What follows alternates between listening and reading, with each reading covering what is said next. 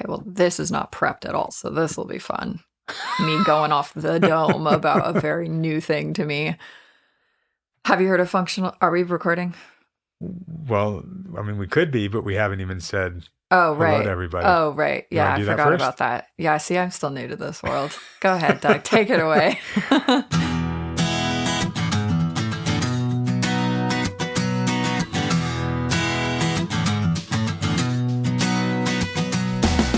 I am Doug Friedman. I am Kenzie Janest. And this is Your Mental Breakdown, the podcast.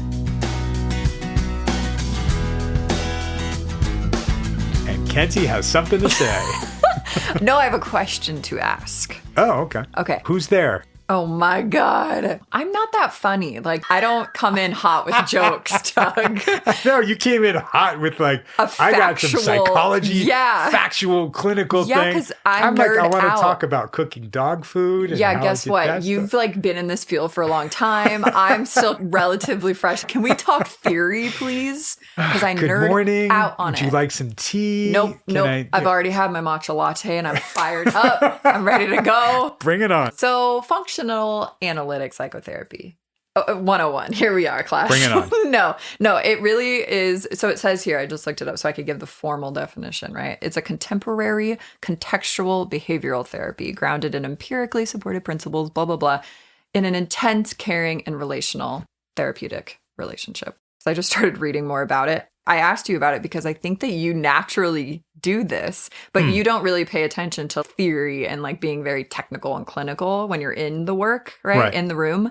Whereas I do, and I'm still trying to quiet that part of me and make it more organic, right? I love contextual behavioral therapy because it's saying that there's like a function for every behavior, and behavior includes emotions, thoughts, and overt behaviors. And they've all been learned and they've all been shaped by development, and all behavior is learned, and they all serve a purpose or a function. Like you always talk about like, what's the function of that? Or this is a function of that. And it's like, I see it as combining behavioral science with psychodynamic therapy, or like a relational interpersonal process in therapy. Right. To me, I'm like, here it is. Like, this is Heaven's Gate, because I hate the distinction between the two. Like, why does it have to be pure hard behavior science and then pure psychodynamic, the past is everything, and childhood and like, right? And this like combines the two so beautifully, and you get to use yourself in the room, which you do very naturally. I think I do, and I'm trying to make it more natural. And it just is very relational. It takes into consideration the therapist's feelings in the room and what comes up for them, and how those, they call them clinically relevant behaviors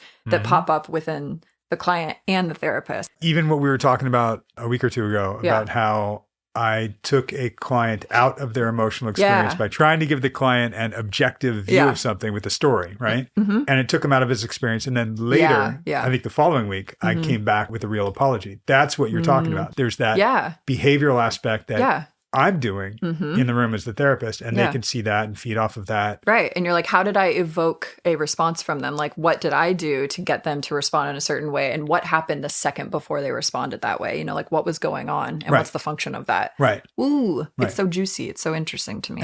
And to me, a lot of what you're talking about is based on the relationship with the client and the therapist. Why that's tantamount to anything. And that's Carl Rogers. That's relational therapy. Carl Rogers, totally. They do mention Rogeria and humanistic therapy in the beginning of this book, because obviously all theories are very similar. I just love it. I love not being a stoic brick wall of a therapist and using yourself in the room, because therapy is the dress rehearsal for life, right? Like, it's kind of like we get to see what's going on in the room and be like, hey, I wonder if this is occurring anywhere outside of the room too, with other people. You know, do any of these behaviors, thoughts, feelings, emotions come up with other people, or does it come up with me in the room here? And how can we kind of experiment? It's very experiential. Like, how can we try something different here now? How do we carve that pathway in your brain and allow you to give yourself permission to do that here in this relationship? And what is it about this relationship that allows you to do that? Yes. When I feel safe, when I feel validated, when I feel trusted. Yeah. And it's like, oh, okay, well, how do I get that in my other relationships then, if that's what I need? And let me actually say this loud and clear for all listeners. A lot of times when you're in the room with somebody and it doesn't feel great, or something isn't working, rather than think you're the problem, just realize this relationship might not be the best relationship for us to do therapy and for us to heal from both sides of the couch, right? Yeah. Yeah. Because a lot of therapists will think that they need to retain a client. Yeah. And a lot of clients will think, oh, yeah, I tried therapy and it didn't work for me. Right. They overgeneralize and extrapolate just from that one anecdotal experience of like that one therapist, that first session or two that didn't feel good. For therapists and clients alike, recognize that if it isn't working and isn't a good fit, it might just be because it isn't a good fit. Yeah, because you can't be everybody's cup of tea. You could be the juiciest, ripest peach in the garden, and there's still going to be somebody who doesn't like peaches, right? Wow. I know. It's so deep. Yeah. So profound. I obviously didn't come up with it. I just really like that quote. As a therapist, I'm thinking, I've heard you need to be able to help a variety of clients, like all of them. You should know all of the DSM and be able to treat everything. And it's like, how? I'm one person with my worldview and my experience. And like, there's not enough time in the world, I think, for me to master every single disorder and every type of theory and treatment modality. Here's a story about that. When I was young, I remember going into my dad's office. He was a lawyer. And there were all these law books behind him, you know, on the shelf. And I'm talking to him about, you know, what I'm going to do after high school. I'm like, I don't know. I'm going to be a rock star. Yeah, like, of course. I don't know. With whatever. the dreads. Yeah. And right. And it's exactly. And he said, what about being a lawyer? I was like, I can't be a lawyer, Dad. I don't know all the laws. I thought being a lawyer meant you had to know every single law. Yep, all of it. And he looked at me and went, what?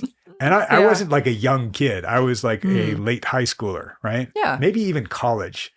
And he just goes, why do you think I have all these books behind me? And so I can look up laws. I learned the language, the law, in order to understand what these laws mean and how to read these laws and how to interpret them for other people. Yeah. So it's sort of like, we're just like that. We're therapists that learn this language, but what we specialize in, whether it's criminal law, real estate law, marriage and family law, forensics, divorce. Exactly. So y'all listen to this session. We will be back with you if you have any questions for us at any time about actual therapy. Email us at info@yourmentalbreakdown.com. Follow us. Find us. Fall for us. Heard that too.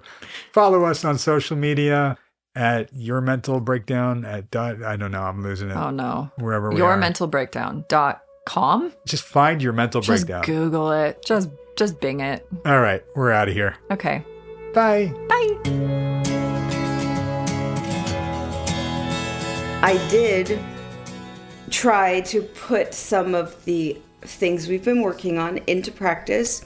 So yesterday evening, I told my coworker, I just said, look, I'm really swamped. You know, I'm going to be fixing this report up until the last second today to have it ready. So can you please take control of the meeting in the sense like be the host and share the documents. There's no reason I have to do it, but I just always do it, right? Because I'm like, if I don't do it, it's not going to be right. So I was like, can you please just, take it from me? And at first she was like, what? Really? Why? Like, what? She was all confused. And then she was like, started getting all nervous and stuff, removing myself from being the person who has to do it. That's my goal. Right. My new goal, if it's a thing that any human with 2 hands and 2 arms and a brain can do, it doesn't need to be me. So I'm trying to start seeing those things and seeing how I can give them to others to take responsibility for it. It might just be down to exhaustion, but I did it like 3 times today. Maybe exhaustion is what helped loosen your grip on the filter that you normally have. To say it's just exhaustion, no, that was, you did that. You said that. You offloaded. Yes, I did make a conscious effort to do it for sure. Yeah. Actually, it felt very nice. Then it was all on her. Like the part that I wasn't handling was now on her shoulders. It was okay because I wasn't controlling the slides and the things. So it was, I don't know, it was nice. It was good. Was it okay for you to not be the essential piece? It really was. For this, it really was. This piece is no reflection of me or coworker. What she's showing on the screen was me. That was my work completed. But actually controlling the slides that come up and which document is shared, that's, I don't know. There wasn't an element of fear, like, oh my God, if she messes this up, I'm going to look bad, if that makes sense. I'm getting there, Doug. Slowly. It's sort of like you're doing something in a low stakes way, right? Like it wasn't a direct reflection of me, so it was okay. What I hold almost any time you talk about this is when I'm going to be judged based on someone else, the consequences are severe and traumatic, so I don't like that. So I will do it because I will do it better than all of them. I almost went into it myself with over-enunciating and being that, being that voice. Like, I will do it because I will do it better than they will do it. If it's in a low-stakes way, awesome. Then that's what it takes. It's like you said a while ago when you're like, this might just be a fluke. I'm like, there's no such thing as a fluke. No. It means you're still creating a new neural pathway or taking that pathway when you haven't before. So it's not a reflection on you. You won't feel the judgment, but you will go through the motions of offloading stuff, not being essential. And that nod that you had, like, was that you like that. It's not that I ever want to be the center of attention or anything, but I never want to not be like important or needed. Not just at work, I think in life in general. There's a difference between being the essential piece without whom the thing falls apart or being a valued piece. That's healthy. I like that. Yeah. What's the difference? Well, being valued is, how I'm treated, really. Like I've told you, by my main boss. He treats me very well, and he always makes me feel very valued. Essential to me is like, if this isn't here, everything's broken. Whereas valued just means like, I see you, I see what you're doing, and I see what you're contributing. That's such a great distinction to hear you make that. That's how I want to look at it. But until you broke it down and then you made me, explain the difference, I would have never even made that distinction between valued and essential. It actually resonated with me, right? It's like the punching bag versus the screaming in the pillow. It's those little things that actually help me go, start to see a path where before I either didn't see it or I was too scared, right, to see it. And I would just be like, no, I don't want to think about that. But you're giving me new ways to think about that same thing, but in a different context. And what's really cool is you are thinking about it in these different ways, different for you, and it's making sense to you, and you're putting it into practice. That's why it's not a fluke. That's why it doesn't matter if it's low stakes. It's still, wow, look, I experimented with offloading things and not being the one, it's all on me. I think you have been driven a lot by the idea that I have to be essential. Yes. Or else I am not valued. When I was younger, I did everything I could to fade into the background so I never got noticed, right? Because that meant I didn't get in trouble and I could like fly under the radar. So the contrast, now I'm wondering if there's any kind of correlation. Like I was like, I'm never going to be, that little mouse in the corner who never gets heard and never gets attention or care or love, but they also don't get beaten and disciplined or whatever as much as, let's say, my younger sister, who was just constantly in trouble for something. Or your brother who became one of them. Or that. Right? And two different sides. Yep. It's kind of the, not necessarily extremes, but they're different ends of the spectrum. You have thrived on being essential along the same lines of the theme of being essential, of being seen. I'm either not seen, I'm the mouse in the background, or I need to stand out. I need to get A's. We don't get C's in this house. We get A's. We don't get the honorable mention we don't get the honorable mention at the science fair. We need the blue ribbon.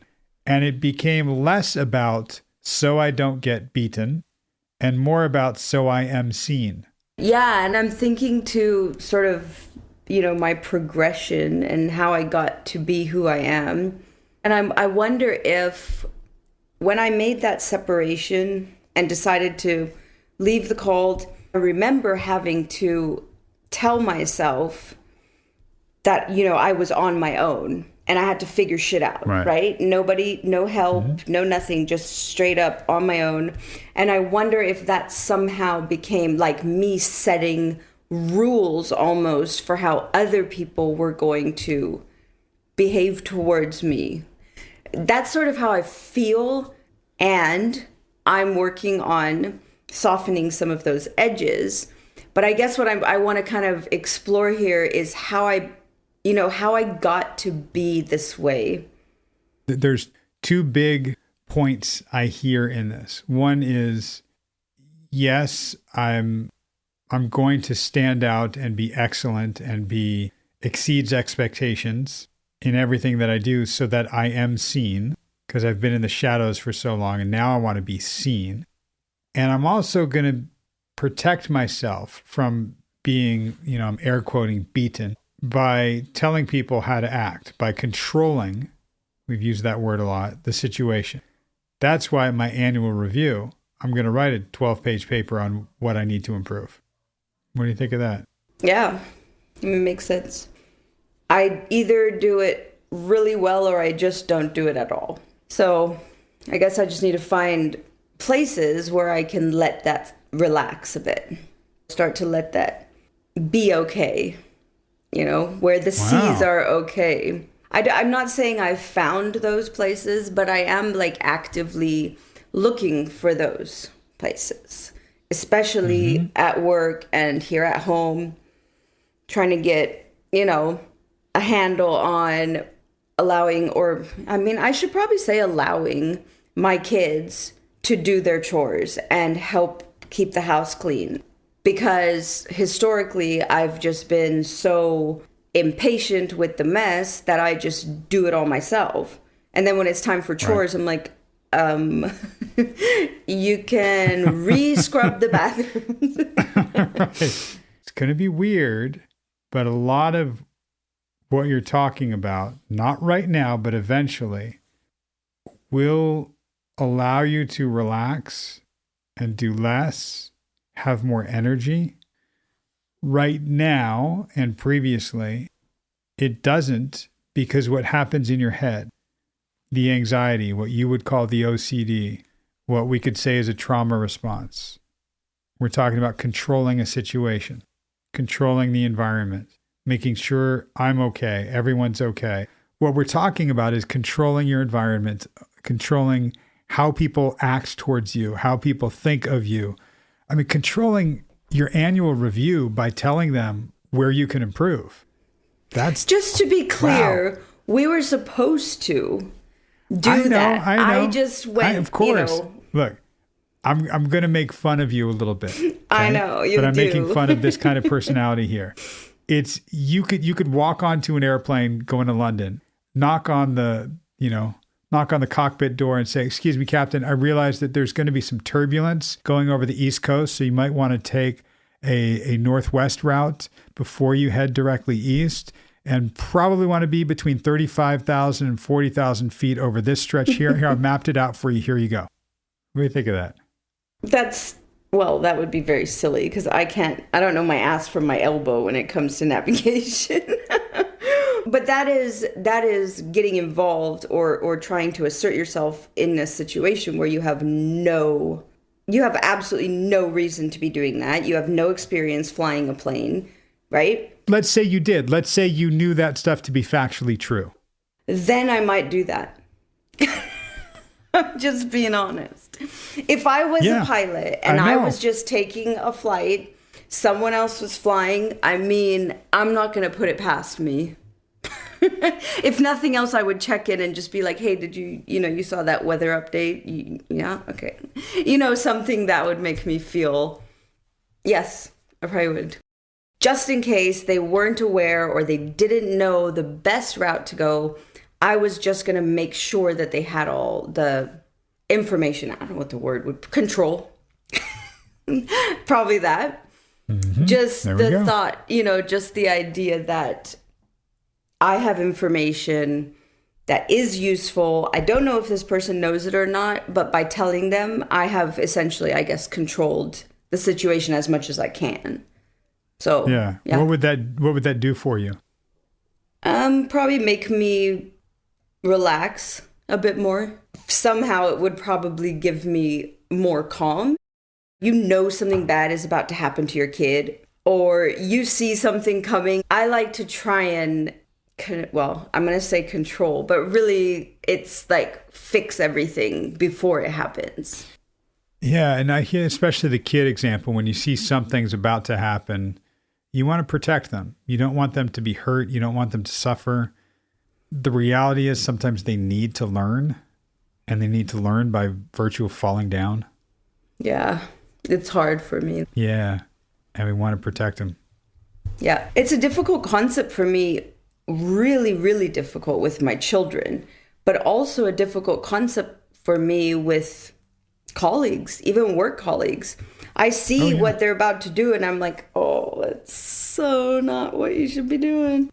In my experience, though, when people fuck stuff up, I get it. This is how my mind works. And we're talking about fixing something before it happens or after it happens, or trying to be prepared, or trying to have more control, or trying to reduce suffering. Most of these things are noble in their intention. What it also does, what I see it doing to you, is it creates a lot more stress, pressure, anxiety, work, energy. It's hard. It's hard for me with my kids on that side, but I see the importance of allowing them to make mistakes, making bad decisions, or making a decision and allowing them to experience, like we discussed, the consequences of that. I understand that that's important for their growth and all that. It's really just about getting me to sit the fuck down. Like, just don't look out. Don't look over there. Just look at your own spot and just, I have such a problem with that. Do you understand why you do that? I mean, it has to all center around a control element. There's something about this that just hit me, and something about this that I've held for a while. A lot of where this comes from is if somebody's going to make a mistake, the consequences for you are severe. You get punished for their mistakes. So where it comes from, in part, is that.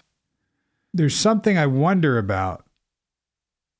If I'm going to fail or succeed, if I'm going to be praised or beaten, then I want it to be based on my own merit. Yes, and in fact, I was going to say that earlier. I'm actually much happier to accept criticism, constructive criticism, if I fucked up.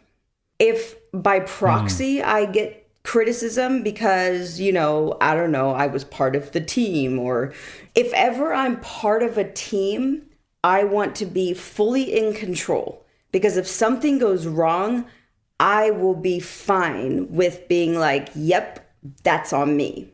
If I'm not in control, then I have to kind of sit there, because that's what we learned that quickly in the cult as children. We just all kept our mouths shut. We all got beat, but we got beat for half the amount of time.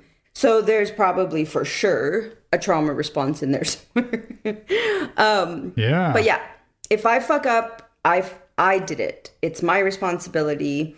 So don't have to have feelings for anybody else, in the sense of, oh shit, now that person's getting in trouble and I'm just kind of sitting here like, I could have fixed it. I could have made it better. It's really hard for you when someone else is suffering. And maybe it's, and I could have done something about it, or maybe it's, and there's nothing I can do about it. Either way, someone's suffering. Yeah. For a majority of my life, there was nothing I could do about it. And so maybe I try extra hard. I hate watching people struggle. So I need to start, weighing that, overly hyper concerned for other people and other people's responsibilities. There's no reason for me to be like that, but I am. There's no reason for me to continue to be like that. Correct. There is good reason for why I became like that. That's fair. That's fair. Is it? You do a good job of beating yourself up. We were talking about your cousin, what he was going through, and there was something so impactful when you first walked into the hospital room. You just couldn't help it. Yeah. It's rough. And seeing him that way. And it is so rough. And to have your mom be so dismissive of how you were feeling, and you, believe it or not, dismissive of how you were feeling. Yeah. It was very impactful, but that's what you thought would be strong. I need to show strength for cousin. Yes. And you didn't get to have your emotional experience. Yeah. I mean, I kind of feel like that's how I've dealt with any kind of real tragedy like that. Same with my dad. I sat with him for 3 weeks while he died. Just, trying to keep everybody around him cheery and, keep the room clean and greet the hospice nurses when they came. And maybe I do that so I don't feel. I feel things very deeply, but I've gotten so good over the years at just, I'll feel that stabbing in my heart, but you won't see it on my face. It's really important to have our own emotional experience of something. And you consciously and unconsciously, which you don't have control over yet, but we're building it, do that. You deny yourself so that you can project strength. And I think there's great strength in the vulnerability. There's great strength in having the emotion. I can tell you firsthand it is. And I've dealt with autoimmune issues for 15 years and psoriasis that would cover my body, be very, very painful. There was a time when I would be in bed with my wife and she would just start bawling and crying. And I go, "What's wrong?" And she was crying because of my suffering. Oh. And you couldn't see mine at all. You would have no idea I was suffering. I was strong. And when I saw her crying, she was having the emotional expression that I was denying for myself. Maybe that's why I cry at other things. Like I told you, I cry at really, sad TV shows, or like the other day, my daughter read a poem that she wrote and it made me tear up. Like things like that where you would not expect it to happen. Yeah. The one where I brought up where the red fern grows. Yes. Right? And we talked about your doctor shows and being able to cry, when there's a kid on Grey's Anatomy or something happens. It's something where when it's not your own experience, but you can identify with it and you identify the emotion, then you allow yourself to feel it. And what I was telling you back then was, instead of telling boyfriend, "Yeah, I'm crying, don't look at me," can you say, "Yes, I'm crying, it's triggering something." Yeah. And yeah, daughter, this book was really sad and you're crying. Come on in and have a cry. And allowing the emotion to be there. Yeah. That's what we're talking about. You are one of the most sensitive people I know. And you have such an incredible protective shell around that, which you've needed to have. Yeah. We're not going to take you out of the shell and leave you exposed, but we're inviting you to come out of the shell and see what it's like. Yeah. Yeah. At first I start thinking about it and it seems lovely and beautiful. And then comes back my rules, because they also apply to behavior. So if you open emotions, the beautiful ones like the tenderness or the crying or the being sad for yourself, for somebody else, those are wonderful. Then out come the rudeness and the emotions that I really, really dislike. Those emotions, I'm sure, live in every single human being, right? There's a mixed bunch of feelings that came with that. Why do the negative emotions have to come out when the not negative emotions also come out? I don't know that they have to. I think it's my same concern with that whole opening the floodgate or the pendulum. You know, if I start crying when I feel like crying, well, maybe I tell somebody to fucking leave me alone when I feel like being left alone. I don't know. Okay. Right. Let's find out. We can calibrate it. Let's find out. When I was taking vocal lessons a long time ago, I was such a timid singer. I was so worried about hitting the wrong notes or the right notes. So I sang very reserved and held back. Literally wasn't until I got on a mic in front of people that were coming to see me that I could actually belt out and sing. Right? Mm-hmm. You're nodding.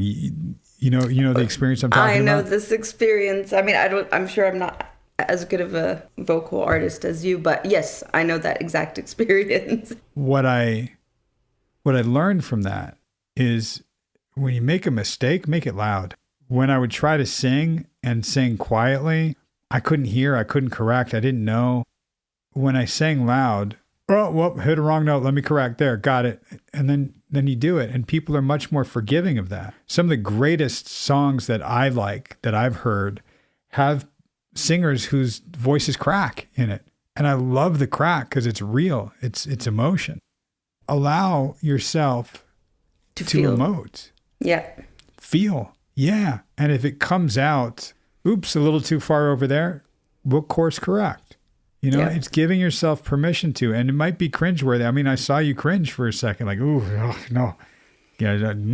What if I just tell people to fuck off? What if I'm rude? What if it's just like, wow, now I'm just telling people how I feel all the time. Okay, we'll calibrate that. I've spent 40 years making myself this stoic person and hiding, so there's, who knows what I'm actually, because dude, I can tell you some of the things I think in my head. And we're talking about opening a floodgate, okay? And you're talking about, man, now I'm just going to start saying what I think all the time. Well, we're talking about expressing what you feel, which is different than saying what you think.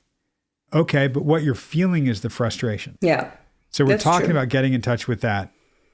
If we have to risk offending some people or saying what we think sometimes, that's a risk we might need to take in order to find where that emotional expression lies and how we can then calibrate that. What we know is when you don't do that at all, it stays internal. Yep. And to quote my friend Sarah, it's going to give me cancer and ulcers. Yep. How do you feel about that?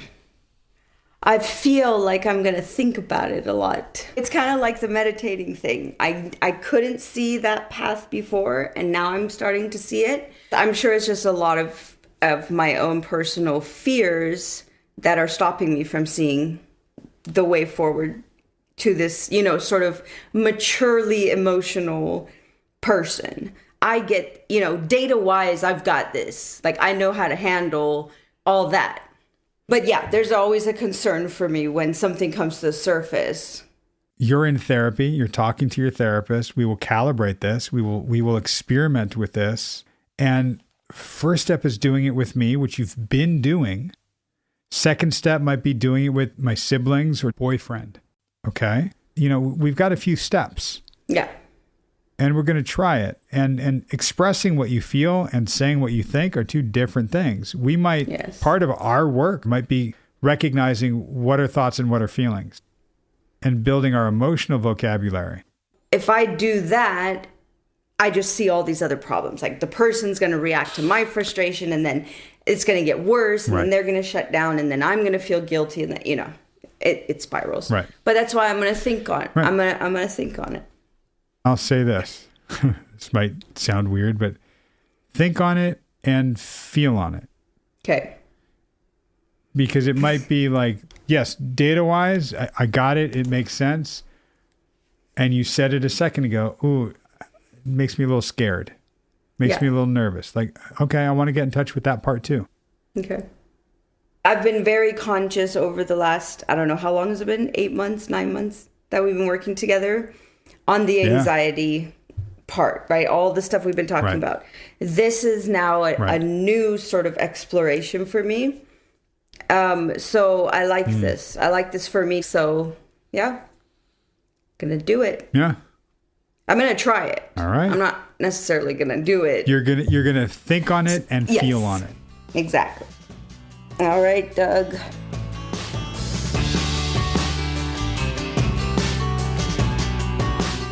And we're back. Hello.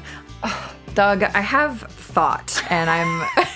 You are still fired laughing. up. We just went through a whole session, and you're still just as fired up as you were. I'm always fired up, ready to go. I'm just so passionate. Okay, in this session, and I'm going out of order here, but I think it's middle towards the end, whatever, but you bring up a personal story. I think you use it wisely. Maybe it's because it's out of context for me. I'm not sitting across from you in the room, but her talking about her emotional concerns and then you going straight into like a personal story. I'm not going to lie. It initially rubs me the wrong way. And I don't know if that's because I put myself in her shoes and I'm like, okay, if I were a client and my therapist just like went off on a personal story about their life, maybe I'm too judgy, but I would be like, why are you taking this away from me, man? Like, why are you making it about you right now? Yeah. But then like at the end, she gets it and she likes it. She likes when she hears your stories. And so I'm like, okay, context is important here. But I don't know. How do you feel about that, Doug? Is it me? No, it's not you. It's, you're right. Thanks for the validation. I do think you're right on with something. Okay. That I do that. Sometimes in retrospect, looking back, I can say, no, that was strategic. Yeah. And maybe it's instinctual in the moment. I don't know. I'd love to say it is. Yeah. I will also think of it as, oh, right, I do that. I got to keep that in check. Oh, okay. And I do that a lot. Like I do realize I need to keep certain things in check. There are many things I don't say. There's pretty much a pun for just about everything any person ever says to me. And I just hold it and I don't say it all the time. Right. Okay. So you have a story that you could relate back to for pretty much everything. Yeah, totally. There is something... Well, and maybe not everything all the time, but my brain is constantly thinking of, is there something relatable? Is there something I can highlight? Especially in session with a client. For Sarah in particular, she's somebody that has difficulty going to the emotional place, right? And this particular moment in this session, she's bringing something up with like maybe 10 minutes to go in a session. Right. So...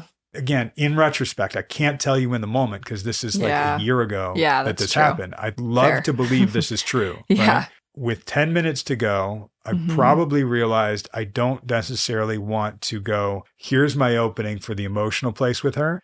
She's never really opened that door before. So I don't want to open it when we don't have time to really go there and really honor it. Okay. Not to mention when we pause. Trash time. Trash time. Trash talk. Hey, what did one bin say to the other bin? Done. What, Doug? How's it been? I don't know. What the fuck? See, this is it. You just have something. It's like right on the tip of your prefrontal cortex all the time. It's amazing. They're gone. They're gone? Yeah. Okay. So it's more about maybe the timing of it too. Like it's strategic in that way, or at least you're hoping. So there's two timings. Okay. One is the timing of the session. Yeah, With 10 minutes to go. I don't know that I want to open a door that I can't bring a client back from. Sure. Yeah. I learned about the arc of a session and how a session goes. And, you small talk in the beginning, you get to some stuff, then you go deep, and then you have to bring them back up so they can leave. It's the hardest part. Back up, right?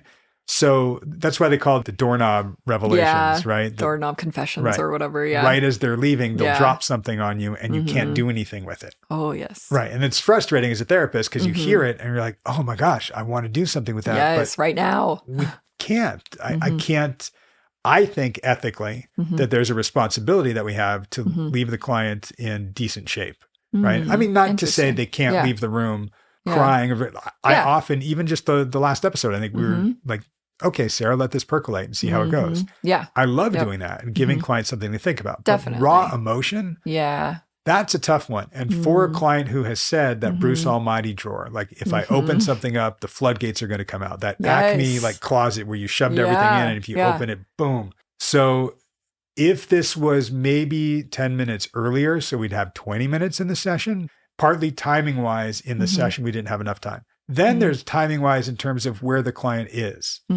Are they in a place where they can go here, go to the emotion, and we can do something productive with it? And I don't know, but the pace that Sarah and I have been going on is we're scratching at things. We're getting a little bit at a time. You know, instead of the Bruce Almighty file popping way open, we're cracking it open. We're pulling a file out, maybe one at a time, maybe 4 or 5 at a time. Right. That's a really good metaphor. I do really like that one, because another question I have for you is like, what do you do when a client is scared of opening the floodgates, in quotes, right? Because I get that all the time. I think a lot of our more intellectually minded, scientifically minded, logical clients, they're just so scared of, scared of change, right? Everyone is. And also scared of just like, oh God, but if I cry about my actual emotional experience, like, then what? Like, I'm going to be a mess. And I think you make a really good distinction. It's more about feeling the feelings. You don't necessarily have to act on them. I think that's what people are actually scared of. Is like, well, if I feel my feelings, I'm going to like scream and punch everybody. And it's like, no, you're not. Most of you are not going to do that, actually. At most, right? Most, and, I say, maybe most. Not literally, but there are clients I've worked with where we will open something up. And if I can catch that it's going to be really transformational for them, or might be like a floodgate type of thing, I might even say, hey, if you're walking around this week and pretty raw, like make sure you journal it, you know, or text me or email me, you know, because some stuff we stirred up a lot, and some things might come up for you. That's okay. Let them come up, just acknowledge them. I'm glad you said that, because I was going to ask you, you do go there. And my question for you was like, okay, but what's the like scientific, like what's the more clinical reasoning or explanation to give a client when they're scared of opening the floodgates? Because like the Bruce Almighty drawers and the file cabinets and the whipping out the suitcase and like refolding some things, right? Like all of those analogies totally click and make sense. And they don't maybe come as naturally to me right now. And I would rather, because I'm more of a literal person, I guess, get the psychology of it. Yeah, what does it mean? And so I'm glad you said like, well, sometimes it does come down to just whipping out a tool from the toolbox, like using the journaling, using the punching bag or whatever, and just getting that hit of catharsis in that moment, just to let it out somewhere that's safe and not going to hurt anybody or yourself. So glad that you cleared that up. Absolutely. Especially when clients aren't used to expressing. When we're scratching at something and I can tell that they have repressed and suppressed what their actual emotional experience is, and it's in there, and we start opening, not the floodgates, but we're starting to, maybe we've put the right combination in the lock, but we haven't popped the lock open and taken it off the door. Another freaking metaphor. I can't help it. It's just, I'm jealous. And I will say to them, wow, I feel like I wish, you know, you could just go out to the beach or go up a mountain and just have this primal scream. You know, I wonder if the scream would just be a primal, or, you know, or if it would actually be like a statement. And I wonder what that statement would be. I mean, I can't really put you there, but I'd love to see that happen. That's cool. Just putting it in their heads and giving them permission to let it out, even if it's raw emotion. They don't have to journal and write it coherently write something that makes sense, or write some free form flow of dear diary, here's what I feel today. It might just be, I was walking around going, fuck. Like, okay. Yeah. And that's often what it looks like. Right. And I want them to be able to give themselves permission to do that. That's why I was saying to Sarah, oh, it's anger. I wanted to name it and go scream into a pillow, punch it back, like get that raw emotion out. Right. It's sort of like, here comes another one. Like warning.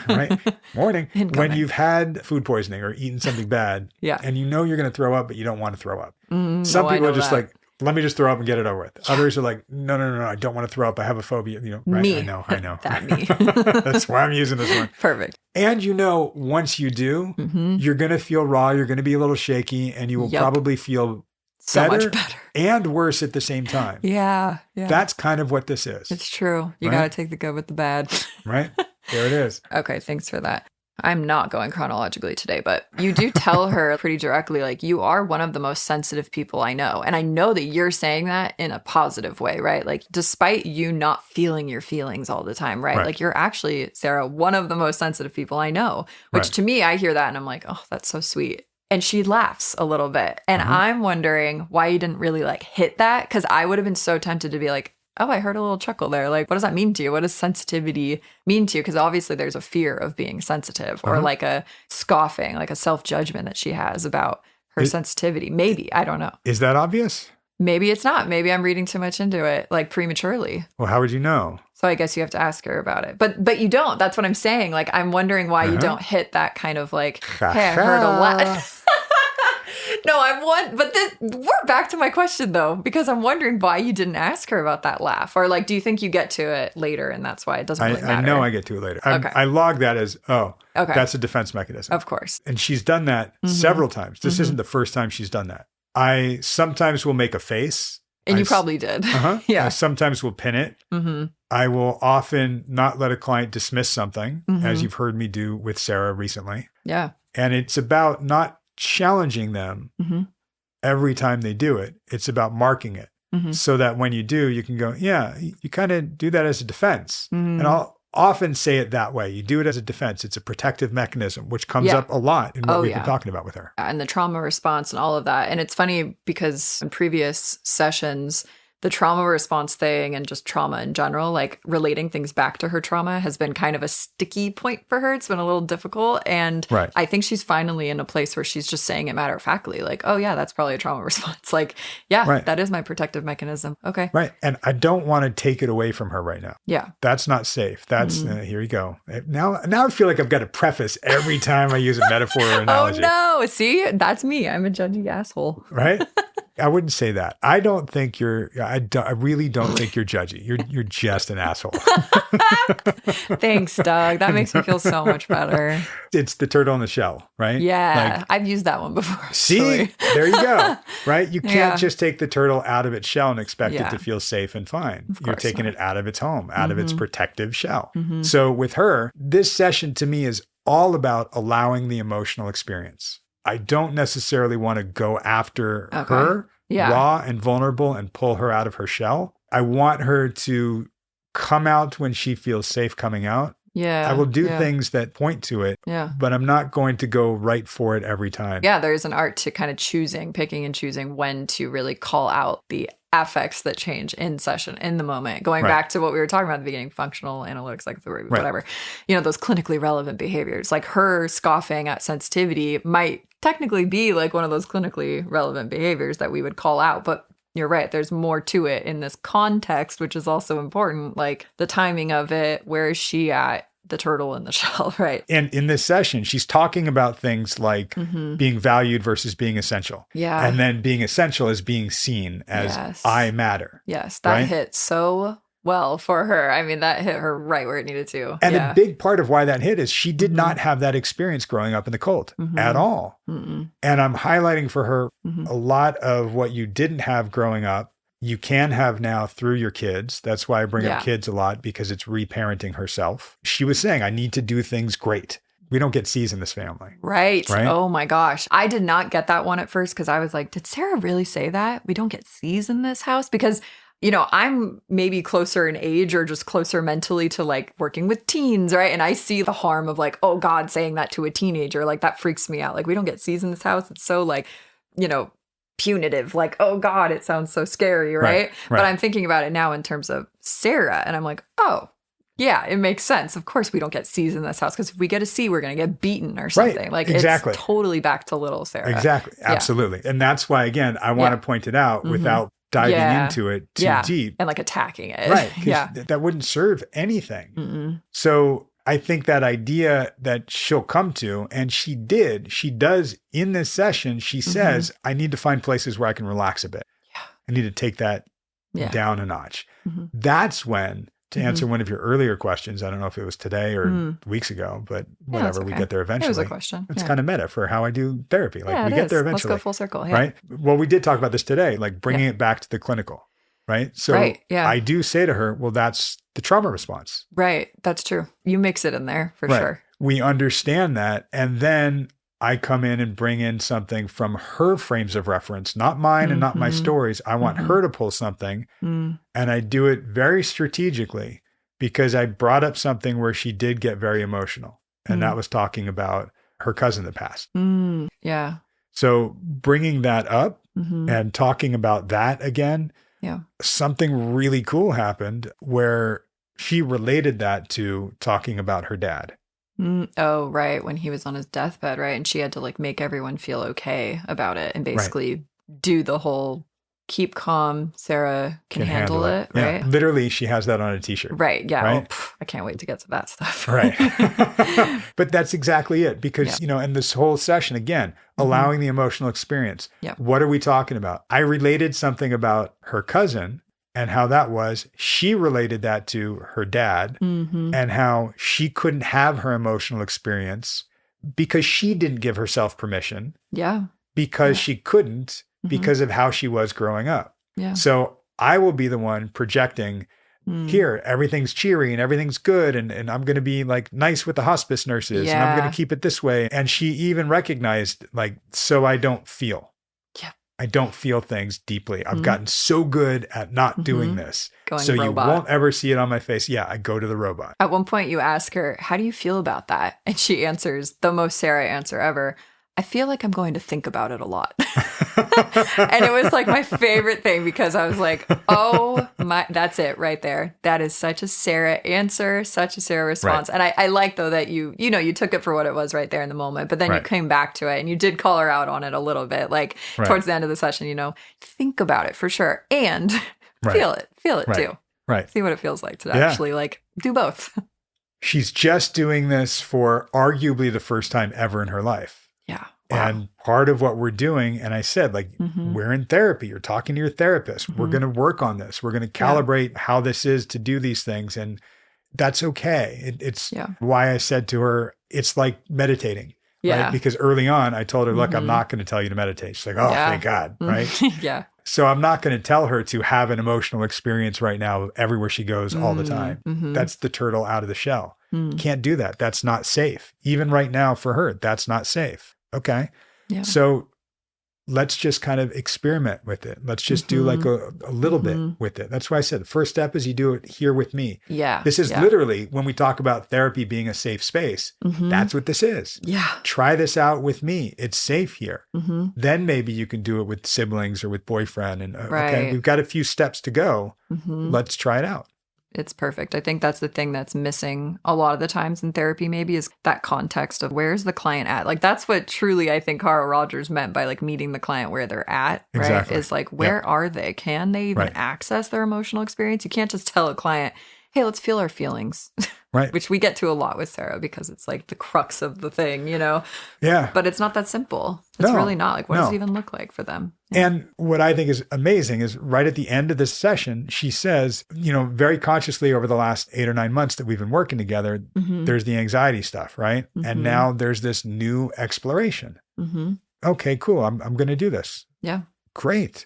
And she can think on it and feel on it. It's all new. She's exploring this. Yeah, and it's how a yes cool. and. Yeah, absolutely. It's both. I'm often very amazed and impressed with how much she is doing the work herself. And you'll hear that her next session to me is all about like the work that she's been doing outside of our sessions on herself week to week. It's so good. I love it. Yeah. I mean, as a therapist, I know. It's so fulfilling to see a client really show up for themselves and just try and do.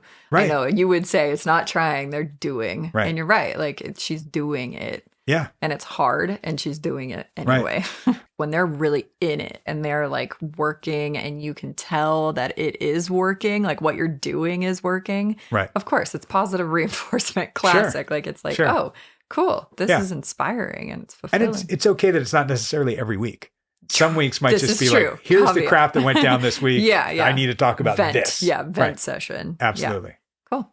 Cool. Do we have time for should we even bother with the cockpit pilot metaphor story? Or, well, going back to like in the beginning, right? My question was like, how do you just whip out metaphors and stories all the time? Do you think it's problematic sometimes that you take them out of their feelings and just whip out the story, right? Or the metaphor? Like, is that, I don't know how I feel about that, right? And part of that is because I maybe respond like Sarah does to certain metaphors and stories, like this one in particular, when you're talking about, obviously we're talking in general about the theme of control, right? But we're talking about like the cockpit pilot metaphor. I'm like Sarah, where I will always find a loophole or like a reason why the metaphor isn't perfectly accurate, right? Yep. And I get it. I get her when she was kind of arguing and challenging you on it. I was like, yep, I would have done the same exact thing as a client. And I just think like, okay, if you have to change the whole thing, right? And just because you do say like, well, let's just say you did know about navigation, right? Because she's like, well, I wouldn't do that because I'm not a pilot. I don't know navigation. So I'm like, okay, well, what's the point then if we have to really change this and morph this metaphor to make it work for this story, right? Like, is it still meaningful? Is it still having the impact that you want it to have? Is it? Are you throwing the question back on me? I think eventually it does. She says, it would really calm me if I was a pilot. Like if I got to tell them what to do as a passenger, right? Oh, that would really relax me. And it's like, oh, okay. So we're making the connection here that, oh, control equals relaxation for her. Ah, okay. Right. So it does land in a way. But at first I was like, was that a flop of a metaphor? Did I catch Doug in a flop? No. For starters, you got to know that airplane metaphors will always land. No! Oh my God. This is so frustrating. I quit. Here's the thing though. What I do when I bring out a metaphor or analogy is I know what it is I'm trying to highlight. Okay. You do it with intention. Absolutely. Yeah. I do. Every story, every analogy, every metaphor is to highlight something for them that I see going on for them that I want them to see from a not super subjective place. Because in the same way that you just said, oh, God, well, that would relax me. If we put her in an actual stressful situation, she might not feel relaxed until she actually gets to experience the thing that would relax her. Which is exerting some form of control, but you don't always have control. So that's kind of the point, right? Which is ultimately the point. I'm driving home of one of our mantras is relax, nothing's under control. And anxiety. Right, but we can't do that yet. So I'm looking at, well, what's relaxation? Relaxation is control. Right. And even if you're not flying the plane, you want to just check in and make sure because you're scared. Yeah. You got to do what feels good to you. And just because it feels good doesn't mean it's actually effective in helping you. It just means it's, serving the purpose it did years ago. Right. So again, me bringing in that analogy is just highlighting some of these emotions that she's not that great at expressing yet, but she's absolutely feeling them. So I want to give her an opportunity to feel or recognize those feelings without walking through the actual thing. It's not about did the analogy land or not land. I know that she takes to them well. She learns from them well. Drew's very similar. Yes. On the podcast, you're hearing two clients that actually really like metaphor and analogy. Yeah. So I have some clients that don't. Right? Ah, interesting. So I'd love to hear those sessions. Every client's going to be different. Every time I'm working with somebody, it's slightly different. Not just because I'm using different analogies. I use different ones with Sarah than I do with Drew. Some I use the same. Yeah. Some stories, I've told the same stories. Some clients don't know any of my stories and don't know anything about me because it's not relevant to their work. You read the room. You read the room. What is being a therapist if not reading the room? No. Yeah. What are you doing? You were coming in hot with a joke. Well, what else is there to say? You know what does land? What, Doug? I don't know, but stick around. Next week we'll be back and we'll seems so unfulfilling. You need the end of it, don't you? Yeah, you're right. I actually need the punchline. Right? You want the punchline. Oh, you need people like me on the line. Oh, no. He's therapy-ninjing me on the podcast. We'll come back next week and we will therapy-ninja. Therapy-ninja. Yeah, love it. Love it. We will see you next week. Alrighty. See you then. Bye. Bye-bye.